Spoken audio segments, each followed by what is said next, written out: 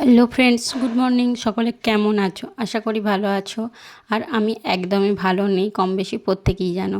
তোমাদের সুস্থতা কামনা করে আমি সঞ্চিতা আমার নতুন একটা ভিডিওয় তোমাদের সকলকে অনেক অনেক স্বাগত জানাই।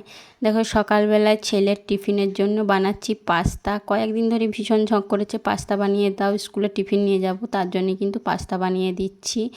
আর এদিকে দেখো, সিম্পলভাবেই পাস্তাটা বানালাম, খুব একটা বিশেষ কোনো কিছু দিয়ে না, একটু বেশি করে টমেটো সস দিয়ে সেদ্ধ করে নর্মালি বানিয়ে দিয়েছি।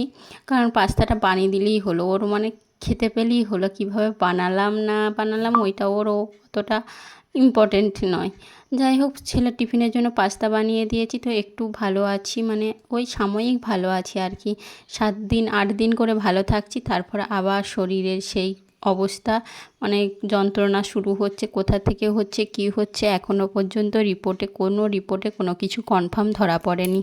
ছেলের টিফিনের জন্য পাস্তাটা রেডি করে রেখে দিলাম, স্কুলের ব্যাগটা এরপর গুছিয়ে দেবো, দিয়ে টুকিটাকি কাজ করে সোজা চলে গিয়েছিলাম সবজি কাটতে বলতে মা যতই হোক একা সমস্ত কিছু করছে, একা হাতে যে কাজগুলো শাশুড়ি বৌমা দুজন মিলে করি সেই কাজগুলো মা একা হাতে করছে। সেখানে একটুখানি সুস্থ থাকলে বসে থাকতে তো আর পারি না। তারপর যতই হোক শ্বশুরবাড়ি বলে কথা, সেখানে মেয়েরা বসে থাকবো বললেও কিন্তু বসে থাকা চলে না। আর এইদিকে দেখো, বাইরের ধারে বসে বসে সবজি কাটছিলাম আর বৃষ্টি পড়ছিল, সেটাই তোমাদের সাথে একটুখানি শেয়ার করছিলাম। তারপর সবজি টবজি কেটে সোজা চলে এসেছিলাম নিজে একটু ফ্রেশ হতে। চুলটা আঁচড়ে নিলাম, যা চুলের অবস্থা কী আর বলবো, বলার নয়। আর ভিডিও ক্লিপ খুব একটা নেওয়া হচ্ছে না, কারণ বলছি তো শরীরের এত অবস্থা খারাপ, কোনো কিছু মানে করতেই ইচ্ছা করছে না, না ভিডিও বানাতে ইচ্ছা করছে, না ভিডিও এডিট করতে ইচ্ছা করছে। ভিডিও ক্লিপ যদিও মাঝে মাঝে নিচ্ছি, কিন্তু একদম এডিট করতে ইচ্ছা করছে না। নিজে ফ্রেশ হয়ে গেলাম, আর টাইটেলেতে দিয়াই আছে, বুঝতেই পারছো যে তোমাদের দাদাভাই আসছে। হ্যাঁ, হঠাৎ 15 দিনের মধ্যে আবার ছুটি নিয়ে আসতে হলো কেন? কারণ আমার শরীরের অবস্থা খুবই খারাপ, 7 দিন 8 দিন ছাড়া ছাড়া কিন্তু যন্ত্রণা হচ্ছে। এখানে যাবতীয় সমস্ত রিপোর্ট করা হয়েছে, কিন্তু সেখানেতে কোনো কিছু রিপোর্টে ধরা পড়েনি। তার জন্যে এরপরে বাইরে হায়দ্রাবাদ গিয়েছিলাম, তখন ওইখানে স্টোন বলেছিল, কিন্তু আর কোনো কিছু ধরা পড়েনি।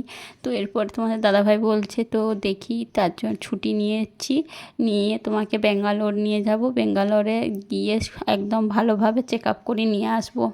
তার জন্য আবার কিন্তু 15 দিনের মধ্যে কিন্তু এমার্জেন্সি ছুটি নিতে বাধ্য হলো।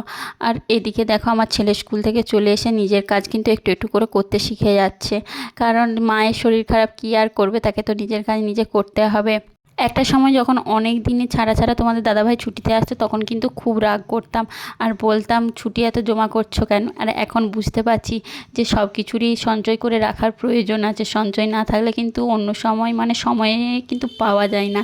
আর এদিকে দেখো, আমার শ্বশুরমশাই তোমাদের দাদাভাইকে আনতে গিয়েছিল, আর প্রত্যেকবার আমি আনতে যাই, কিন্তু এইবারে শরীরের অসুবিধার জন্য কিন্তু শ্বশুরমশাই গিয়েছিল।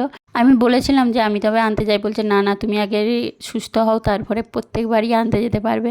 যাই হোক, আজকের ভিডিওটা এই পর্যন্ত। তোমাদের দাদাভাই এসছে মানে এরপরে ডাক্তার দেখাবার লাইন করা হবে, কোথায় কি যাওয়া হয় না হয় সবই তোমাদের সাথে শেয়ার করার চেষ্টা করব, ব্লগ ভিডিওতে না হলেও শর্ট ভিডিওতে।